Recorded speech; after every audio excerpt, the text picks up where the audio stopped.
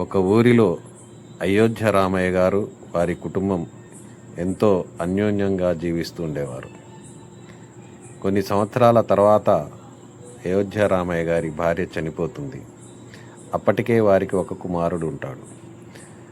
అయోధ్య రామయ్య గారు మళ్ళీ పెళ్లి చేసుకోకుండా కొడుకునే తన ఆస్తిగా భావించి అల్లారుముద్దుగా పెంచుకుంటూ చదివిస్తాడు. ఒక ఉద్యోగం కూడా ఇప్పిస్తాడు. అయోధ్య రామయ్య గారు రిటైర్ అవుతారు. రిటైర్ అయిన తర్వాత ఒక 10 సంవత్సరాల తర్వాత 70 సంవత్సరాల వయసులో అనారోగ్య బారిన పడతాడు. ఒకరోజు అన్నం తిని వెళుతుండగా అతని చేతి వేలి ముద్రలు గోడపై పడతాయి. అది చూసిన భార్య, చిచి ఏంటండి ఇది, ఇలా చేస్తున్నారు చిన్నపిల్లాడిలాగా, ఉంటే మీరన్నా ఉండాలి లేకుంటే నేనన్నా ఉండాలి అంటుకుంటూ కసురుకుంటుంది మామయ్య వైపు చూస్తూ. అప్పుడే కొడుకు చూసి, ఏంటి నాన్న ఇది చిన్నపిల్లాడిలాగా చేస్తున్నావు, చిచి నాకే సిగ్గు అనిపిస్తుంది, ఇలా గోడ మీద ఏంటి నాన్న ఈ అచ్చులు అనుకుంటూ చికాకు పడతాడు. కోపంగా చూస్తూ ఇంట్లోకి వెళ్తాడు. అప్పుడు అయోధ్య రామయ్య గారు ఆలోచిస్తుంటాడు, ఏంటి ఈ చిన్న మరకకే నన్ను ఇంత ఇబ్బంది పెడుతున్నారు, నేను ఇంకా బతికుంటే, నేను మంచాన పడితే నన్ను చూస్తాడా అనుకుంటూ ఆలోచనలో పడతాడు. చివరకు కర్ర సాయంతో నడుస్తూ చాలా జాగ్రత్తగా ఉంటాడు.